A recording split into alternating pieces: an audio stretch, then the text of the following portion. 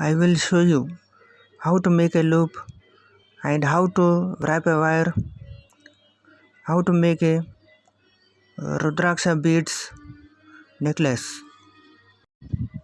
This is a Prabhaker stone fitting specialist. Greetings from India. The tools used here are chain nose plier, cutter, round nose plier and a tweezer. Here with the help of a tweezer, the wire is wrapped. On the other side, it is held with the help of chain nose plier. The wire which is wrapped, it is pressed with the help of chain nose plier. Just add another Rudraksha bead with caps and the same process can be done. Make a loop with the help of round nose plier and wrap the wire around it. I think you enjoyed my video.